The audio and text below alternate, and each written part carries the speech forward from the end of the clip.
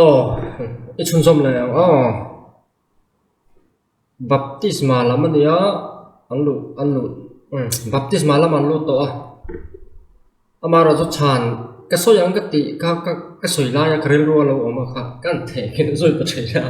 tập với khóc mà à số vàng số cái nét nó còn cái bạc đó cái mình muốn chụp ba muốn đi thì vàng nên ý số chụp ba thì vàng vàng này anh chỉ ăn trong cắm thế nào thầy không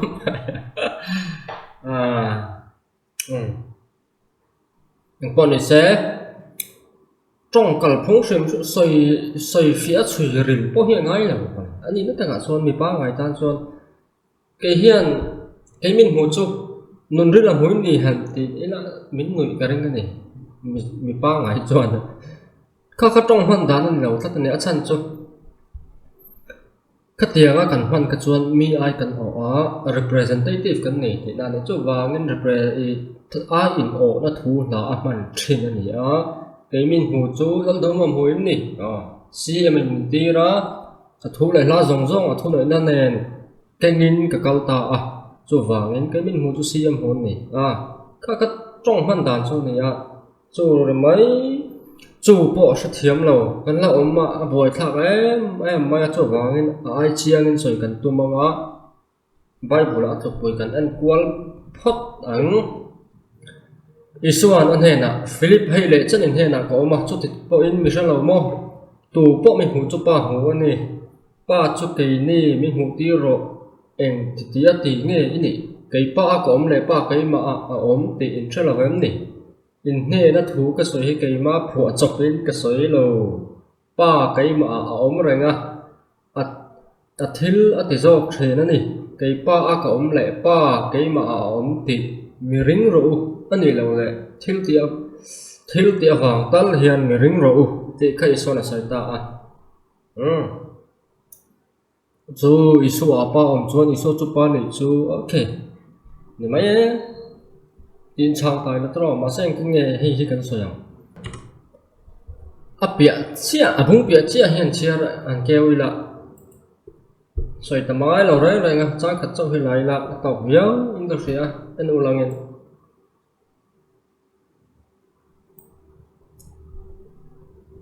cái mà ốm rình rũ cái bộ nắng mà đi có ốm rình ống isu hiền cần ốm anh isu thôi tất chung bát thiên rình tu bát thiên thôi tất chung bát thiên là cần ốm anh tất chung isu bộ cái mà đi ốm đó là em tin mi cái mà ốm rình lộc chuan beng ngắp bạch choi ốm avoid thiên tin an foma maya an peya maya an paya akang then dang ni keima in om renga ka thu nang ma nia om reng bok chon in du piang til ro in tan ti nom ze lang hemi awang hian hemi awang in ka pat choi moi nom then to ko ni tro isu kan om awanga isu akan oma vangin pa kan isu akan reng lo isu apa oma vanga isu akapa ni don chon isu akan oma emo ke mani isu aron oma vangin isu akan ni dinani le ma soi thui po hi ngai lo reng khatiang vel mai kan thulak tu dan ni chu vangin ingi om zian yang pa nen an union là các soi này anh em cũng phải là thật gì đấy anh cũng khát gì cả cho vào anh cái phụ cho bên cái soi lâu ba ít tu ra mới sinh ra người thì do cái này come on mình chân nào có không cho tiền na cái phụ cho bên cái soi lâu cái má thu bên cái soi lâu thì nó anh má thu như soi mình đang ôm bốc lâu anh tiêu bốc lâu chứ tu mà nắng mấy này cả có tiền cả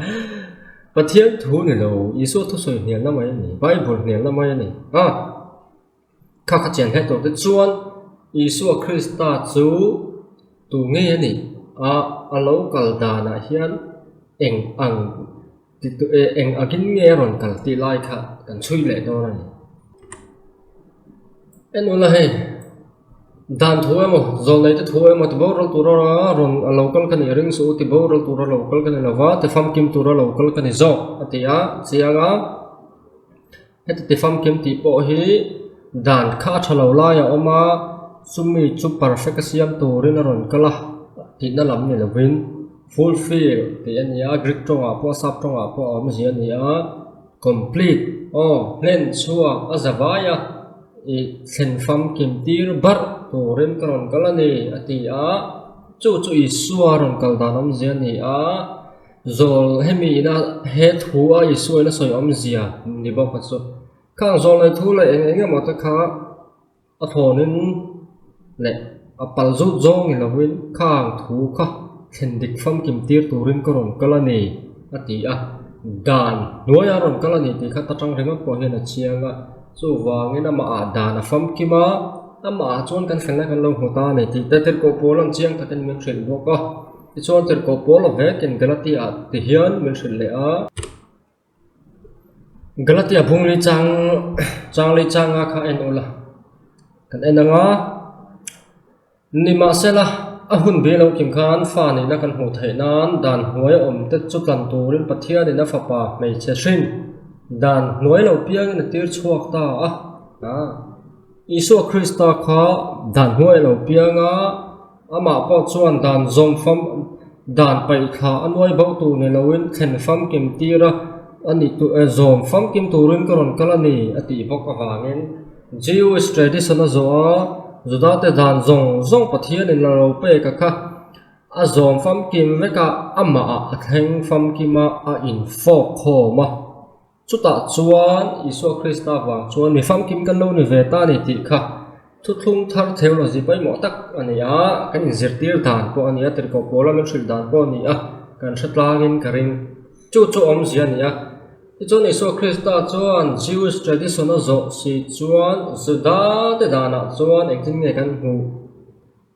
chu wangin Jewish perspective ti ve sia zuda te dan le thai le Isu Krista ron kal dan tal hi zuda dan le thai zoma dan huai lo pianga chumi ti fam kim tu thlen fam kim tir tu complete tu ani na lai chu zuman le si lawa du lai pathian pakhatan bia ti lai chau chang choya zuda tarin dan han ti ve chen te hi so ek mai chu wangin zuda te dana chu eng ting kan hu Kidusin 42b a chuan enang nge ani la he Jewish encyclopedia ania Kidusin 41b chin kan 42 kalo ti pal nge ni ang pon is Kidusin 41b a chuan kan huwa the law of agency deals with the status of a person known as the agent acting by direction of another, the principal, and thereby legally binding the principal in his connection with a third person. The person who binds a principal in this manner is his agent, known in Jewish law as Shelo or Shelia, one that is sent. The relation of the former to the latter is known as agency. The general principle is enunciated thus: a man's agent is like himself.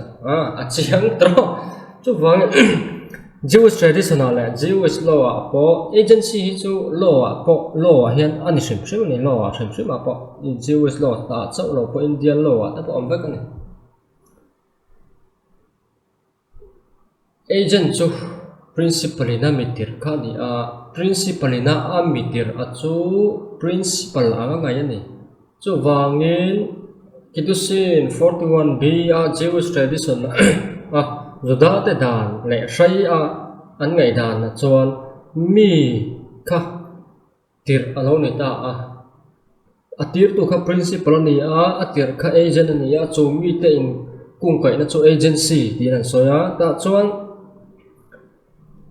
mitir chu atir tu anga ngai ani a man's agent is like himself atir tu anga ni chu wa athu nei na zong ta kha keng ta chu Isu po in pa in mitir vang zat nge soi kan thla lo rang soi zat po soi nam lu tu ka tam tak ani te chon pa in mitira chu te khati ati dan tir ko polan dan huai lo piang ati ma ber po in dan zong pham kim tu ren ki pham karon kala ni ati te chon dan huai piang zu da dan zo pham kima khen fam kim tira ma ai fok khom tir tu chuan he tradition hi zo ani ti kha chiang a chuda te dan ani mio wangin te chuan tir ania chu mi tira chu atir tu anga ngai ani box si chuan engting nge nia mi chi na mi kha soi fi angai chuang lo tong man dan tang na lang ka ti ka pe mi hu chu pa hu ni ati chu isu krista chu pa ezen ani wang ani to em pro soi le a engtin mo ati kwal ko ai la ka Jewish tradition Jewish law chu ni ta ne chu wangin tu tenge Jewish law a chuan tla tu tenge dikzok Trinity a dikzok ti kha chiang ta ni pa agent chu isu ni a pa ka principle ni a chu wangin isu chu selo ani a pa kha principle lo ni a chu wa chu thil hom sia chu lo ni ta a chu wangin rồi ta te ngai da na chu kha ve wat thin ta hi song shet ta to maya pathian pakhatan be thi ti ha kan ria khala kha zong khan maya ba khi tre tak tak kan nei lo ve ko ni ro se tu baptist ban ton le dong tu ya kan lu don bello ka mo coming eng wangin nge baptisma hi ni nim phum te ga han tia adikrenga baptisma zo atong bula jan bapto ania bapto ni to jan tui nim phum pi asoi vek ani entir na manga afkan wa soi ni lo chuan entir na mi pakatin thu soya I thu soi chu acha le mai ka in nim phum ka in baptisma kan ti khan tuya ka in nim phum lam soi lawa entir na atan kang manga ni figurative chumi chu ani wang chuanin entirnan lali so krista pon athi tur thu mishing thun huaya than chunga omna tur thu zong zong te pokani chu athi tur thu asoina khan ka baptisma chan hin cham them ni ti lai te ma tin tharau baptisma kan ti poi tuyan in ni mani lo tharau kha tui angin om ti dan lovin tharau in kan ka chung zong zong le ke mani vel zong zong tharau in min ron luak kha na soina ni tani pentecost ni akhanin markano pindan chung nunga om te kha an ko chunga me khan an mani chung zong zong ka tharawin alua mai ni lo in chu tharawin lo khat ta veka ti chu wang chuanin tharawin a khat veka ni chu ani wangin chumi zo aron soina ni ta chumi ani lo chuan baptisma ani chan nim phum soina ani ti lai ka kan soi do tin chu eng wangin nge thu thung tharuna hian avan poimo em kan ti chuan a poimo na em chu kan juk khwalum kan ti wanga juk in nim ringot kha lal iso krista baptisma soi ani lova apoi mona berenge kan ti chon lal iso krista soi ani awangin iso krista thupek ani awangin tin chan chin charing tu ten chan tur ani awangin athi na phum na le thole na tom na ani awangin tin tirkau tel ti mung ni chang som thum le pariata engting emin shil baptisma chang tur te an chan da tur kha soi ni chan dam ka du shim lom ti wa chan ngot bo khani lo chu chan chan dam ngot na min shoi lu chong lo wa enge akal phung kan ti jon sim ula in sual te ngai dam nan iso krista mingin baptisma chang ro aditani repent atia chu command ani enge kan ti jon an sual kha an sim mal turani chun an sual an sim anga iso krista mingin chu in nim satli ani lo je chu iso krista mingin an sual sim chan iso krista kha antana calvaria tuar tu iso krista an lo ken be kha antana tan na thisen luan tir tu minge khan in baptisma an changa chumi chuan in a result chu enge kan ti chun sual ngai dam na ni chu ba sa sual ngai dam na ani wangin sual ngai dam na chu chan dam na alo ni ta chumi chu lal iso kristan a in la na aron soi chu ani ta ani chumi chu ni china khan kan soi to novalong tek chung chang kan soi to chu pater le khaton pakhat na hian With ROI measurement made easy, I can hire the right candidates faster with LinkedIn. Novalong in mi pariat chia kachan daminan omani long chunga om te kha tikanin chan daminan omani chumi an pui baptisma chuan iso krista thole na awangin a chan dam chewani atia taksabol lo ti sabol lo ken faina mai ni lovin chia le thasian a thianga pathian lam na hi ani ati zu chuwan chuanin kan bol lo kan ken faina sakhi atura in baptis ni lovin kan chia le thasian a thiang taka อีสวกมิงกันสวลนั่นเองไงดามากันสวลซิมอาคาไงดามาอมเทนตัวระบัพติสกันอมเนี่ยชันดำนะอันนี้เทนจูอันนี้ตานี่อีสวกทอเลนะทุเสนีวางินอัทอเลนะวางินอีสวกคริสต์ทอเลนะวางินตัวน่ะเห็นอัชันดำเจวันนี้อัติวางินจุไลจูชันดำนะอารณีนานียบัพติสมาฮิมินชันดำตัวนี่ละวะมินชันดำนะตัวระปะเทียนนี่นะมันรัวอารณีเสียมเจ้าอันนี้ตีไล่ค่ะกันสวยเตลดูอันนี้จูเนี่ยหลอกมั้ยฝักละผัวตุประคัดชวนครอสแท่งละวันนุนจานเต็นชันดำมันหลอกสีละวะเดียเกยจวนครอสลอนเหลี่ยมละว่าอีสัวทอเลยนะทุเปกง่ายปอยหมอเราจวนชันดำนั้นหล่อละวังกติตรงอันนี้จะจวนเนี่ยวางินลัลอีสัวคริสตามินรอนกลั่นในโคเวลมีจงหัวปนิยาที่มาเทเลกต้นประคัดนับบุงนี่จางรุกามีจงกลั่นนาอินเปจูเตียมีจงจุกโคเวลนี่ทุกไม่เนี่ยจูมีจงกลั่นนานเองติงอีสัวจุรนินเปกันติจวนกลั่นง่ายจูมีคริงแต่กันนี่Genesis บุงนี่จางสมปรุกเลสมเลปัสริยะท่าตู้เอวิเลอาดามาเต็นลัลปาทวนโบชีอาหวนลายเทยไอเทียงเมียเหล่าขันไอลุยตาปัทยานะจวนมิดที่อันเหล่านี้ตากวางินกันที่เจียนเจียกันอินเชียนานอามาละลีส่วนจนบุงเรจางสมลีปลีนังนี่จงอินปาเดียบอลเนนชัวกินนี่มินติได้ตัวนี้เจ้าวางินสิตันทุนหัวยาชลินกันนมตอกเอมานี่ดูขันนาลุดกันนี่อวางินกันป้าจะเดียบอละอาเหล่านี้ตาตลันง่ายกันเหล่านี้ตาจูอิสุคริสต์ตลันนาจวนจอห์นบุงสมเลปะกัดจังสมงาเลปะเนียจวนจูมิจีเตไอเจ้าจวนอันนี้เราปัทยันฟ้าโคเวลดัรเตจงโพลขัดอาร์ป่วยคอมนัตูรปอยนันนิบกอัตเวางินกัลวาริครอสมินช่วยคอมนะเฮียนี่ที่ฮีเอ็นตูเต็นกันเจียนกันดัวจูลลีสวคริสต์ตลันนาจวนนำอิสราเอลเปดานอันซอมโซเหล่านาตาข้าอีสัวเฮียนอัตลันช่วงเตลงาลเวกตีกษัยดวนี่ดานกลันน่าเจ้าตีลำคานี่เรามีจงมินกลันนาเฮียนดานลักหิมโซเหล่าพออีสัวเฮียนอารอนกลันเตลเวกตีเชียดซอกตัวนี่จุลายจุกันดิลรอมเซจุเนี่ยวางินกลันนาเจ้าดูโตกาอีสัวทอเลนัวอัทุสอยง่ายปอยโมลวานำนูลาตูเตกเอาขันเอโมตีตูร์เลตูเตกเอาขันเอโมเอ็นโมอันตาบิกตูรับปะเปกเดือดทัดจะปอยกันออกมาเนี่ยจู่ๆเนี่ยวางินอีสัวทอเลนุยไงปอยโมง่ายขบมายาชันจู่อีสัวทีนั่นเองก็ขาดตกแล้วว่าอัทอเลน่ะทุสอยเนี่ยไอ้ซอมเฟกันเนี่ยจู่ๆก็รินเลกต้นบักขัดนับบุงสอมปังอาจังสอมเลปัสเรียขันตินคริสตาก็ไก่ตัวน้อมเหล่าจวนอินริมจู่เอ็งมาเหล่าเนี่ยงอินสวลน่ะจนอินละอมโฟเนี่ยงเตียลอีสัวก็ทอเลเหล่าจวนกันสวนน่ากันละอมเร่งโดนอัทอเลนัวชันดำน่าสอยกันลุชีอาคารสวนน่าตาจะเล่นนะชันดำน่าฟอมกินกันบุดอนดีค่ะอาเจียงตานี่จุไลจุกันเชียนอ่างายากัลวาริครอสอายันอีสวยดูตอกนิงัดเสลังจวนอัทอเลนัวเฮียนก็มีเตอูกัดลันโตเจ้าว่ามินริงไม่รู้ขัดอีกคันบัพติสมาติสวยง่ายต่อเราที่อีสุน่ะสวยกระริงอันนี้จุดยังแรงจุดลัลอีสัวเฮียนอารอนสวยเราอวางินอีสัวคริสต์ตันนัดจวนเอเดนโบเชียนั่นละกตามีจงจะเล่นนับฟมกิมินอาทิสนินมินรอนเลยะจุดที่สนะอะไรโตนู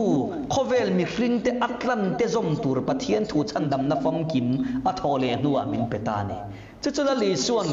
โคเวลจงกัลอุลทิลเซียมจงเนี่ยนะเห็นจันจินทรายฟิลรูอาริงบัพติสมาจังจุดชันดำมินันโอมังอาริงเราเวรจุดเทียมเราจังนั้นโอมังตีอินมาร์กาบุงสมเลปารุกจางสมปังอาเลสมปารุกามินเลวสวยสักนี่จุดนี้วางินอาเจียงมาลัลีสวยทันน่ะครอสอัตตอร์นั่นเองว่าตาดูตอกเราลูกบุงสมนี่เลปาลีจางสมลีเลปัสเรียไพจวนอามามิงินซิมนัทูเลสวลไงนัทียมนัทูเยรูซาเล็มขวาจันินน้ำตินเนนันฟิลังตียาซิมนั่นเลสวลไงดำนักขวาจังจันตูร์ไงกันที่จนเยรูซาเล็มจังจันเนี่ยติดกันตลอดจุดตั้งจุดเถื่อนก็เป็นแต่จนเยรูซาเล็มเป็นที่กอสนี่อาคารติร์กอที่ที่บุงนี่จางสมทุ่งปริยตาคาร sim ula in sual te ngai dam nan Isu Krista mingin baptisma chang theu ro ti hi Isu thu soi kha aron repeat le ngat mai ni patch पैचे कोरू मेलू डर में कूल आराम दिलो Peter hi Calvary cross adu tok lo ti hi achiang mani ti thlir tu ten min hriat sak turin kan soidu ani Calvary cross tlan na hian mi zong zong kan tela dan mi chau ani lawa mi tu po kan tel chu tlan na a hlok na tur lo kan lo don son ve na tur ta na chuan sim na te rim na te baptisma le tharau thilin baptisma te isuan min pe ani chumi kan chan chuan Calvary tlan na ra chuak a hlok na ka hrin nu na kan lo seng lut ve don ani chumi tel lo chuan tlan nei fam kim thei lo ti lai hi kan soi du ni kalai kan an soi bel du kan nei tối thế tlan na lại chân đầm na chú thuom dậy nàng rang anh nè tí cái soi tổ tin cái soi ăn khăn mình tlan na mình chân đầm na bao khá Krista mà ngày đầm na thì thằng ở trong cam đằng quên soi dễ thấy thu mal in nàng lâu nè và ngã giờ sáng ngã hẳn soi anh tin nó Sunday tập bao hi kan ser lawa kan mang an ti dễ dua an boy thak kho me ser zian chelo ti hi chiang ani ka renga ta pa chu wangin khatiang khan level ani an phak to king soi ve ngai ta ila thanga phak lo soi tral thu bom hek la tro ko ni sala a baptisma isu minga chan an ti hi Bible me lo ani ta ka chuan tu ma isu mingin ka baptisa se ti hi khoya mai je lo re so riat tu ro ni tir ko ta bungli kan cher chon changa cha rok chang sare chawa kan cher chuan petra teron kalami teron ti dama thu teron so khong kha tu mingin nge in ti anti a Bible le len danga chon tu thu nei na ti nge in ni in the name of the by the authority of the nani miêu vàng này cho lại cho sẽ tổ nghe thì chọn tu thu này là in ngày thì tôi nghe thì tiếc châu nghe thì về rồi anh tiền rồi có tiết cột bắt đầu giảm hậu là bên ổn định á Isu Krista mingin thì Isu tiền là ao là rồi tấm đầu có thì tấm á thì khán kalmaya eng tin mo thuan soi ta po kha tu thil ti theina tu thu noi nei ngai ti isua ti na nau lo chan chin tha kan thrim mai kha in khen be ta kha me sia lo ni pa thianin a kai tho le sim chu ti khati ti khan thrim ta chu chuan an ti dan am zia chu ni isua ti na wao ni reng lo ba isua thu nei na mangin thuan thrila dam lo tian ti dam ani chú lại chú ông dễ cho này chú vàng mình ti hi đủ chọn dictionary ta bảo kêu tao và kêu tao kêu lo mang cái chọn n ulang n chú ông dễ anh ấy baptismal formula anh ấy bốc lo Isu mình ti hi chiang đâu anh soi ngay ông dễ chọn thiệt cậu ta bung hi trang som thum pare ko kha n uluk đâu ngay thì chia ula Bible ka ngay tua ông ta này baptismal formula hi tu ne na nge an pek thrim a baptisma chang tu ne na nge a baptist tu ne na baptist tu ne na ne tro a chan chumi a baptist do na wangin a baptist na tur ming a thu cham tur ka baptist tu rin a apply tur ani baptist ma chang tu rin a apply tur ani lo ti chuan ni la tir ko petra thu pek khat tu ten nge an ni baptist tu tur nge ni baptist ma chang tur te ni chu wang chon Isu mingin chang ro ati ka Isu ming hin baptist nan mang ro ti nan la wa chan chu baptist mal formula chu a baptist tu tur zo kin a apply tur ni a mang tur ni chu wangin baptist tur te he na baptist ma chang ro ti ya baptism chang tur ta ne na Isu mangin chang ro ti chuan in the authority of Jesus Christ kan chang ro ati kha nei a khoya ma Isu ming ti Bible trong trai na ki lawa chu formulate na ro reng na aman ka mingin dil ro tia tong trai dan formula chu ama minga dil kha ni kon tha thiam zelem yani le Isu Krista ming hi in baptist nan mang ro omem lo re re chu ani le enge kan ho pa le tharau thiang hlim mingin baptist ro ti che kan ho ne chu baptist mal formula ni a baptist tu ta he na pek po ni chia bo ka a bak ter ko thil tia baptist ma chang zong hi baptist ma chang tu ta he na pek vek ani a Isu mingin tiom ho zong hi baptist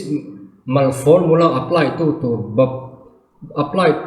ber a baptist tu ta he na pek ani reng no so lai chu shet thiam pu em maya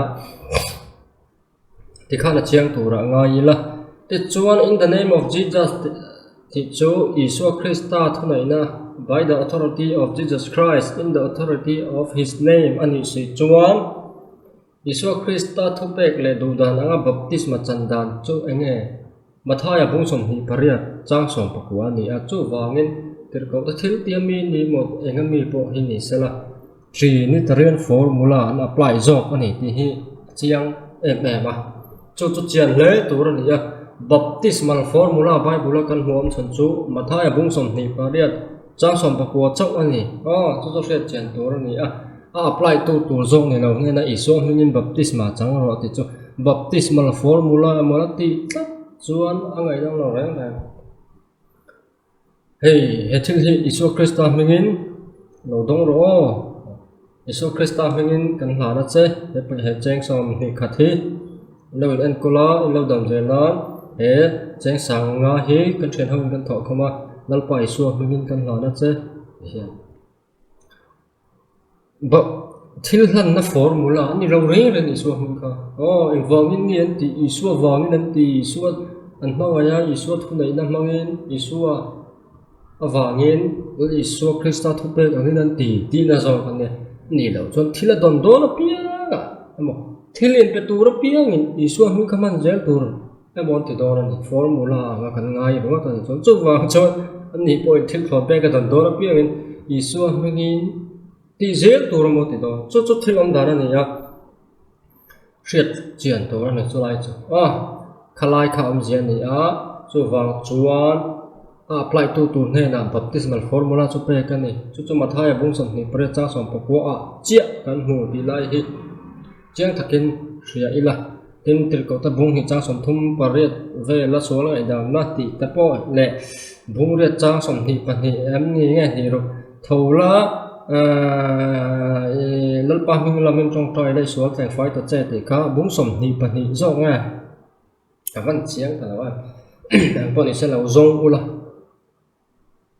khata po khangai to ula a baptisma chang tu ne na ani thupe ka khat Isu hungin chang ro ti ka Isu hungin in baptist ro ti reng lawa Isu hungin in baptisma chang ro ti wa ga Isu hungin ka a formula mo ti chu ama kha baptisma chang tu tur ni wa ga ama kha Isu hungin ka change ati don ti nai ma ta po ni zel tur ni maro chu ni reng lawa thupe kal hang po ni ho lo kha te ka shata ila ti chuan khang ta po kha bible version dang anila Isu Krista hingin baptisma chang lai sual te phai ro ti kha NLT te nga chuan nge la toy khomwa na engi la ha ni thola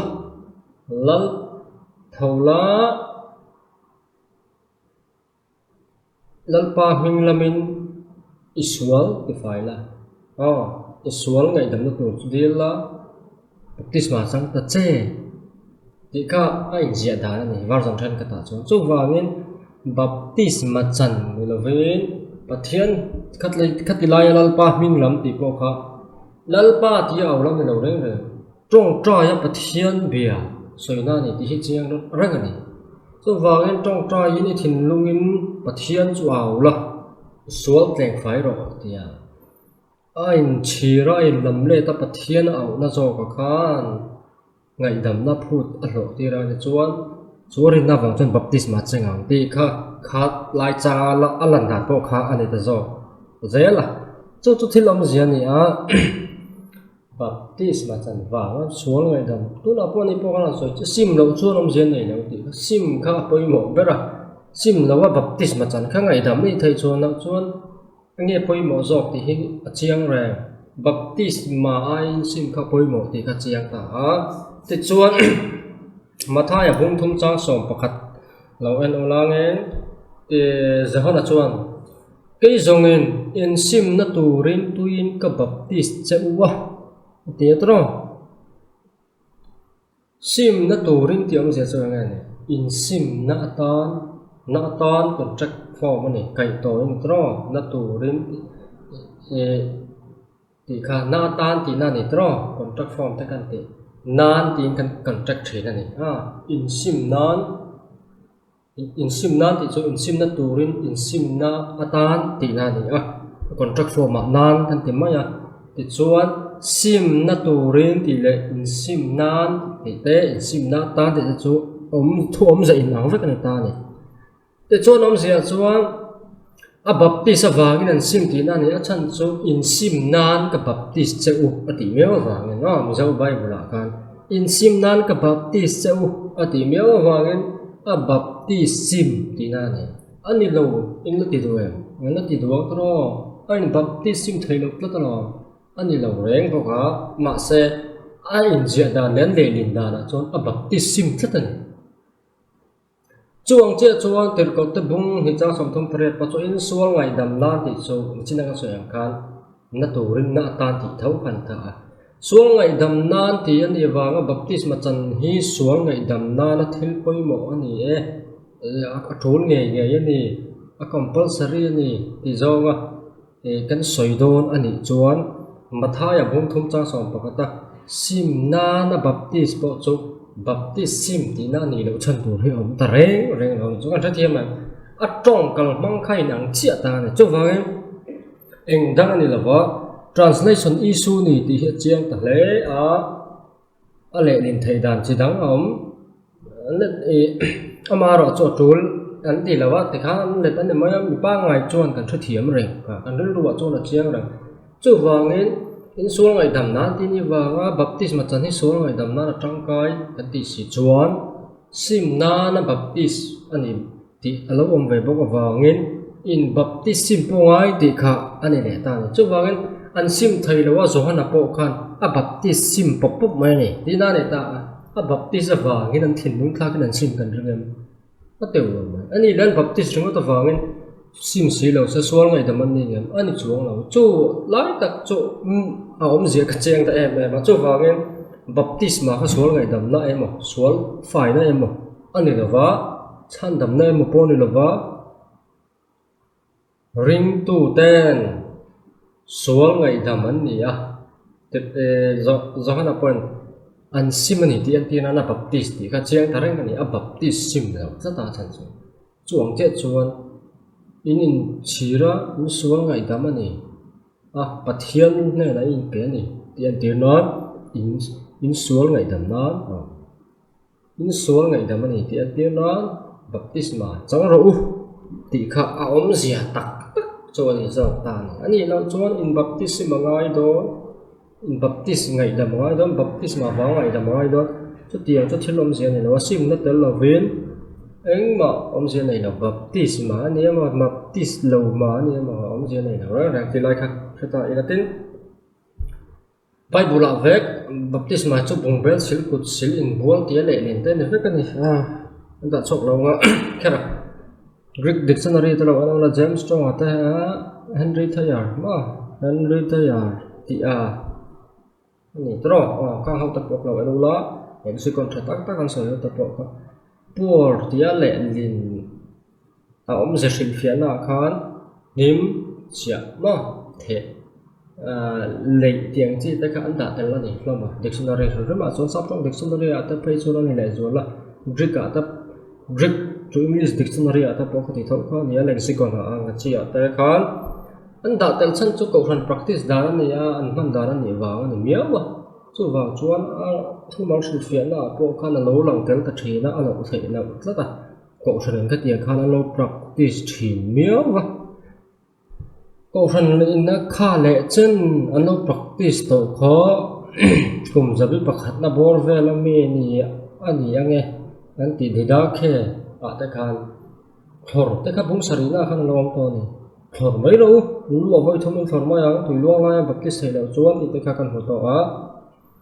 chu thilom zia ni a chu wang chuan man da na khan om zia kha dang thei kan ti kha an manga athanan thea athanan leya athanan hima teng khan an tia chu wang chuan baptisma om zia po chu alo dang lam ta em alo dang lam thei ta em em a polysemic wat ang khan om ta ni chu lai tak chu zum man nga ya nim thor ringa thi ko ni lo ti kha se ka thaka ma an ni pon an so yang khan man da na tam ta ko ma man in nim ti na te ni ya iso ra thi tu thu soi na te manga ti khan tam mai no long chung chang po te khan baptisma ti te khan an e no long chung chang soi na le iso Christian ha thole no long chung chang ate khina po baptisma karon manga kha po kha engdang ni lo ba han chiru lo no petra le khathon hi chu en no ho petra le khathon pakhan na bhum thum chang som pasari atang hian chiare langai chiak pathawin ka ringa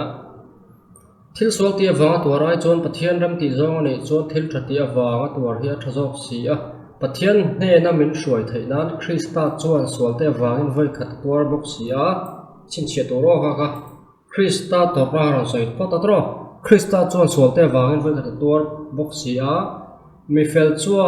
lo ai na tuara ti sa chuan ti thiin oma thara vai ro chuan ti nu ni oma isu chung chang zen lo ni tro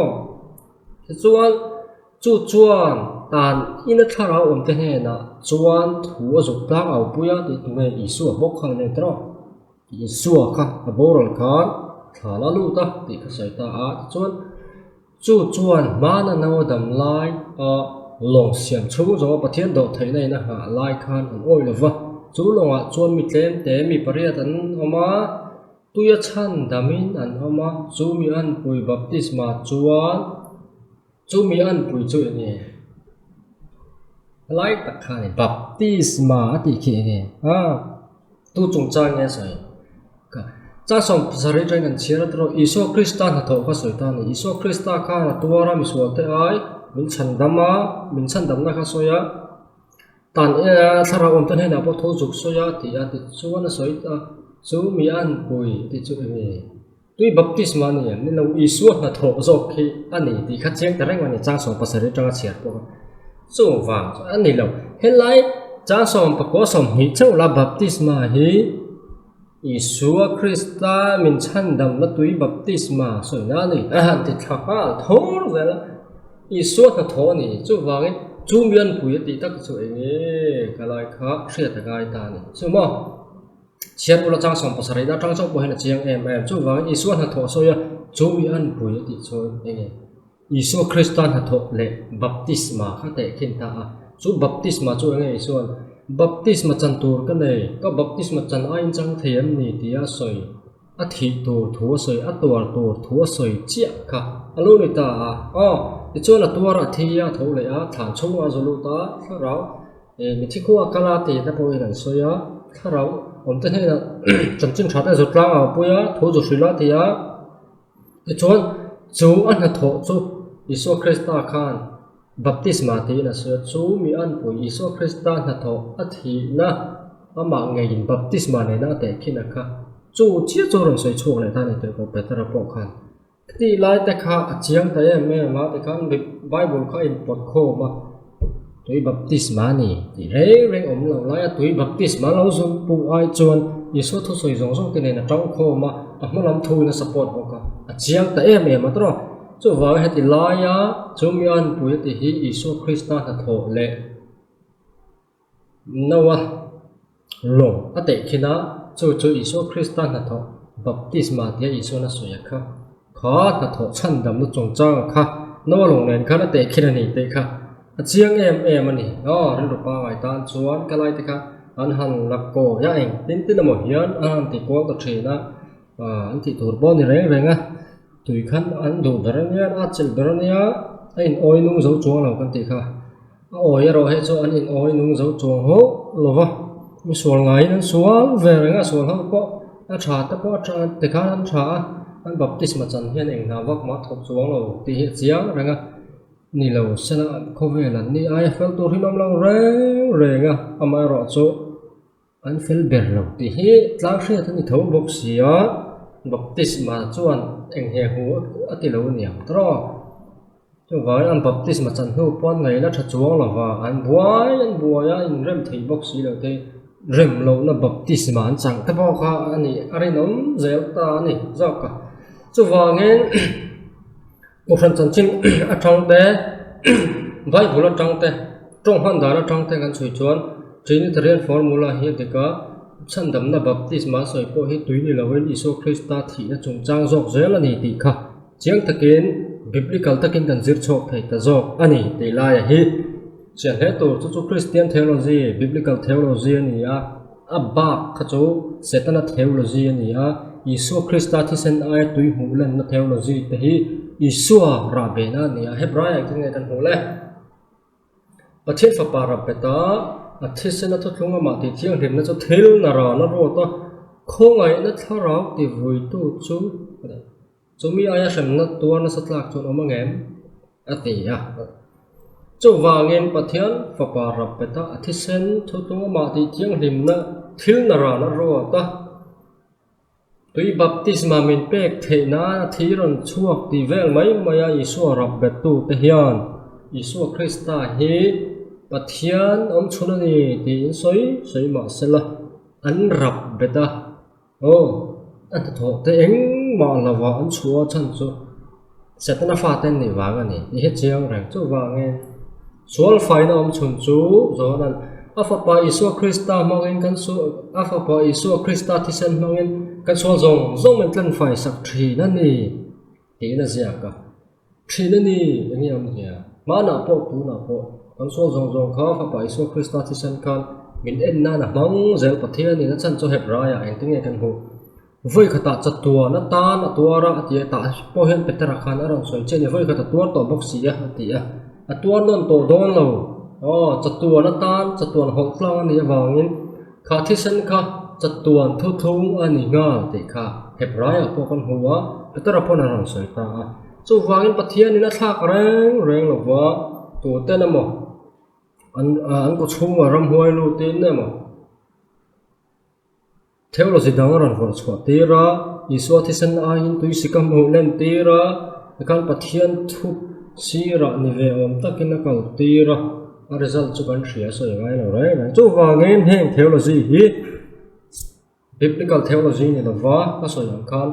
ram huai theology ni Isu Rabbe na theology ni ti lai hi chiang tak khian hret tu ni kan sei da nok anga ni chena ti ko da thil ti bung hi cha som thum pari thu kan sei ta ka khan sei ta kan khan ni kan chia thalok anga bung som thu cha som thum pari da tang tin petera chu nan hne na simula in sur ngai dam na Isu Christa hingin baptisma chang theu ro ti chot tharau thiang him pe in muanga tim han nang ni ta po in fa de ta po hlat ta kami zong tan po lal pa kan pathin in hne na ko pik de ta na ni e ti ni he chandam ninga tinge chandam tu ra baptisma tu na kan soi na ti apoi mo em kan ti chuanin ni che kan soi ta thuthlung ri hun sang pathin ina chandam tu ra pe ka te kha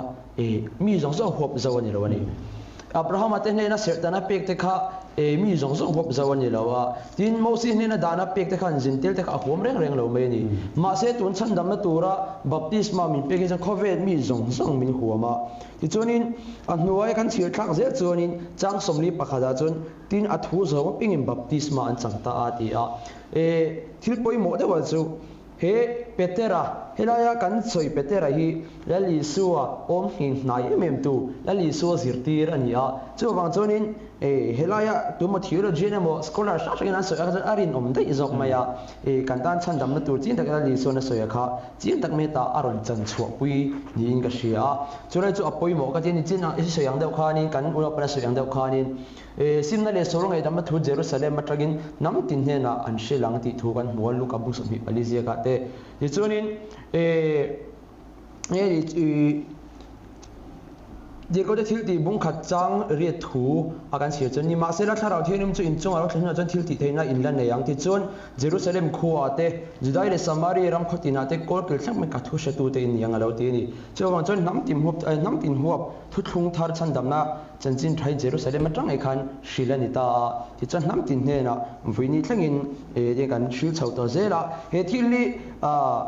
tu mo kausan na mo zombie tu ra ti ni lawa chumi chon in ti chon lo zombie ku ra ti lawa nam khan po nei bi chong lo khovel mi zong kha aron huap tok me ni chulaya chonin tu mo bo in china kan nu na pa soita kan khan pol pa pek bi kha to thil fu ani lawa tin আজও আমাকে অতটাই ভালোবাসো অফকোর্স যা চাইবো দেবে মন দিয়েছি জীবনও দিয়ে দেবো এই মুহূর্তে খিদে পেয়েছে একটা বিস্কিট দাও আমি বলেছিলাম জীবন দিতে পারবো কিন্তু বিস্কুট টপ গোল্ড কখনোই বেস্ট ফার্ম টপ গোল্ড এতটাই চিজি যে ভাগ করতে ইচ্ছেই করে না सोनी स्पोर्ट्स के टीवी चैनल्स पर इंग्लैंड वर्सेस इंडिया फ्राइडे 20 जून से We are eagerly waiting. Paul rin big ti ang zonga la khathil ti chin lo he kan pathian thu kan Bible Mizoram Christian te na kan rin kan ti nge he nge yan chin tak mai tun hu na kan chan dam tur chu la li so o ka nge te poron inject ta tuile thara o pian ani ai ani ti chin takin shil ta chumi lo chu chan dam na tur dang reng soya nei lo bani chumi shega nam chonin ken la ma da comment section ate mo poron soi ta jok sela la chai le turin a thain ga shia lát chạy lại tổ lên chạy ra quan hệ xã hội các thằng Christian xã hội số universal religion này ethnic religion này nó phim thì hết sự tại là số tác số Judaism này là đang làm năng liền tục khá này cái này các coi mà ra cho chân đầm nó thuộc trong anh soi baptism hay chân đầm nó này thì vel khan phục vụ lâu lại khan như tôi là khan soi tao thì chuan tôi là thà ra vào piang thì tập next khan soi ngã tuna atop thara nga soi do so lapa hingin sim na thula sual ngai dam na thu Jerusalem atang an thri nang ti kha kan soi nga kan to ka nga hi minute som nga ni le don ta tuna wi alaya mi te hi chu athil soi hi athatluang plam thei khop ma han react zui viau tu ro hi ong lem lo ga universal religion ni ti kha ro so ya aron soi le pakhat sual ngai dam na chan dam na ti ka chu malama kan soi fia to nei wa han kan soi nam lo wa i baptism hi chan dam na ti khoya mai sia lo wa ngin zo na po kha cha na ngai lo chu tiang Bible om lo ti kha cha na chu ne mai kan soi fia to po ka ti chuan lu ka sia ka kan anga kan du to ka lu ka bung som ti pali chang som li pasari to ka ani la ka so yang khan dictionary da pa la ming kha baptismal engema formula ni silawa chuan in the authority of by the authority of the nani ka te kam Miriam Oyster ta kana wan ula chuan it was also written that this message would be proclaimed in the name of his name to all nations. Through all the nations, beginning in Jerusalem, there is a forgiveness of sins for all who repent. Chiang le mai tro. Chu wangin he po hi zia ania, he thil po hi zia ania. It was also written chung thu cha chu ama thu nai na mangin ama mingin ma thu pek angin Jerusalem matrangain nam tin te he na pon dar ani anga chu thu chu tu po sim ta tan sual ngai dam na mang ti hi ni te kha zia chu ni he jek chiang anu living translation ni and ola khalai ka riat fu ngai ni le lawa toi baptisma ti zeng da a fu lo ve le ni ti hria langin ti chuan he hrillo na he Isaiah le Jeremiah mi ania chumi prophecy thandik na chu ni aron an akot nge ni ka thothong thor ka wasiar ola quotation mark ta pa ama hingin sim na so ngai da so thri lang ti zia kan ya chu he thu hi zia kan ya ti ni kha chu wang thothong lu mi ni Isaiah bung som li pokwa chang ro ka chuan ating nge ti le ating nge changa mi kian photong the Lord has honored me and my God has given me strength thì tro pathian chắc là mình pe á thì mình chơi môi á chắc là mình pe á thì soi tu khi pathian này import cho mình sẽ là Isaiah hi nei tu ni lo pathian hi nei tu ni cho wangin pasoi tu tak tak cho pathian ani pathian thu soi ka Isaiah na ziak cho ka cho he says you will do more than restore the people of Israel to it Israel te kan ne na ron soi than ngot aya thil na sa jok la ro pui jok hi la tianga then I will make you a light to the Gentiles Zentel te tieng tua Zentel te ta na eng mi tu enga ka ruwa tang che sia bang che and you will bring my salvation to the ends of the world the chuan ka chan dam na chu khovel to thleng ko in nang hian shingin keng zelang ti ta ti chuan anga chiang ta ne tro khilai shil lo na thu khi pathian in Isu Krista kha Israel te ne na amit ama ne na Israel ta shuai ngot pianama Zentel te thlinga ti enga ne na shuai turin pathianin Isu Krista kha ti lo ka chu zia ka keiman ka ne na ka shuai anga ti lo het thil lo na tang rangat po hian pathianin Isu Krista Messiah kha Zentel te ti eng tur le ami Israel te ama ne na shuai kir turin le a chandam tu ni turin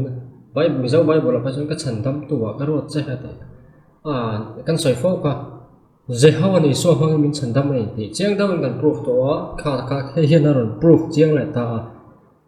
ka chandam na thu chu ne na khovel to thleng ko ni silang kal pui tu ni nga sel tu ni yang ti khan pathian khan alo shil lo ka chu lu ka bung som ni pali cha som li pasaria khan lu ko khan ron jiak ta he thu then bit na hi ni e khan ron jiak ka te chon Jeremiah kan en lenga te chuan Jeremiah bung som thum pakhat chang som thum palida chuan luka ron jiak tel tho ka ni alok ko pa angia langan ni lo khan hemi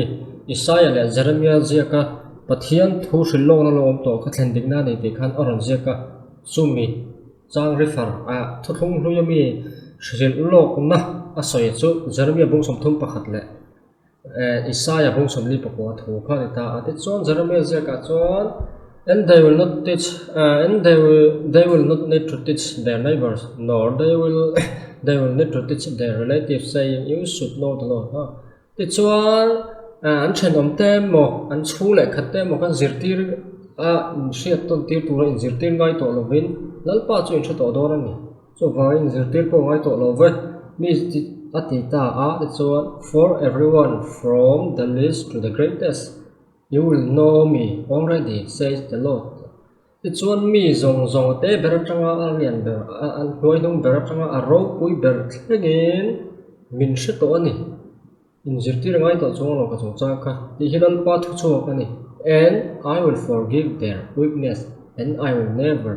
again remember their sin ti chuan an so la le an kholo na chu ka ngai dam anga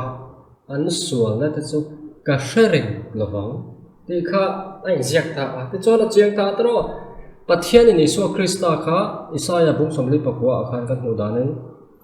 a chan dam na thu I Zentel ten Israel te he na chau ino Zentel te he na puang dar turi na ti ti chuan he ta hian an sual an kholo na chu ka sharing lawa ka ngai dam do na ni alo ati le ta om zia chu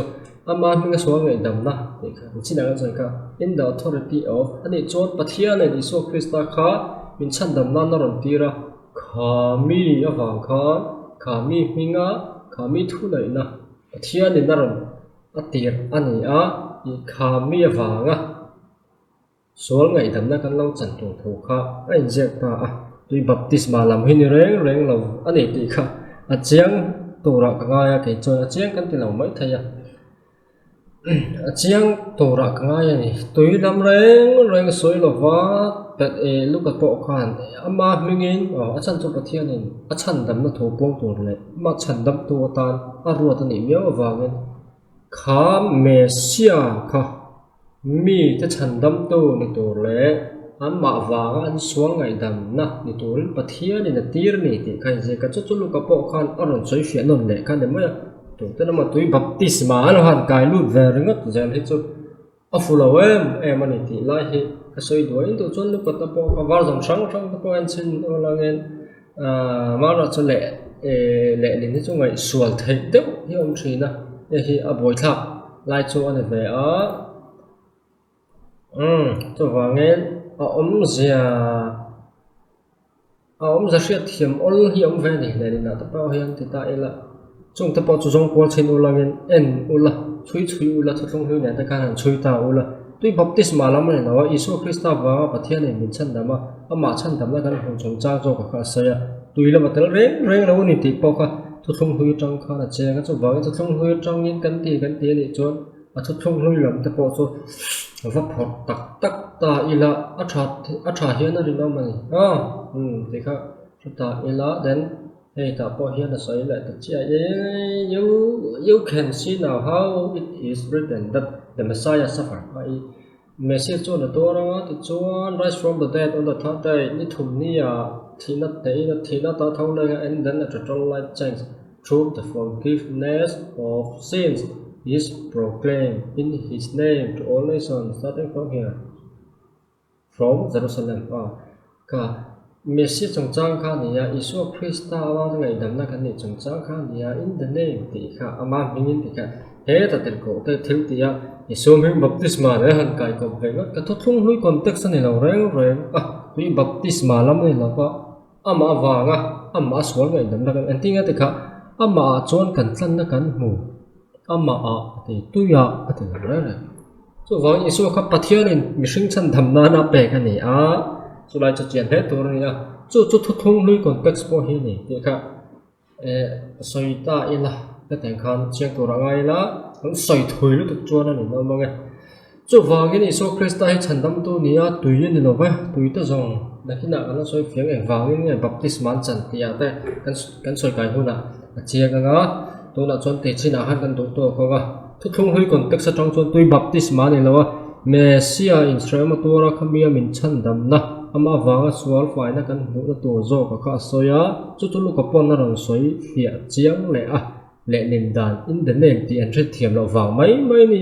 in the name om je chu kan soi ka chu zong chu thilom je chu ni ole channel hi min lo subscribe sak ve ula lo like sak ula lo comment ula lo the dar sak bok ula cái này bùi to nga thil trăng kai dọc cái bọn lắp lót dễ tổ ra ngay là thil beng vạc thạc dọc đây cậu sần đắng vị trí gần ôm cắn tỷ lệ về này mấy cắn tỷ lệ thành tỷ có khả năng mà như vấn tỷ lệ anh em một chỗ bọn này chỗ là bên anh thu soi khá lạc lạc chỗ nào dễ khác làm soi này mấy bắt thiên thu này mà bắt thiên thu lắm mà mặc sắc tết đó soi chuyển tới bọn nó mình trong cái bọn trong chuyện cho mình lâu sẽ lâu lang cần ăn hậu vâng phụ em phụ là em dịch tin này hi mềm tí tay kan thiam to kan vai bulo tang tan kan bu ko nga te khan kan ti ho nga thêm thằng ta po kan ti zel thora nga yela tha nge mi lo en sak thina ka lo mani ti mel thi sak do ne lo to ko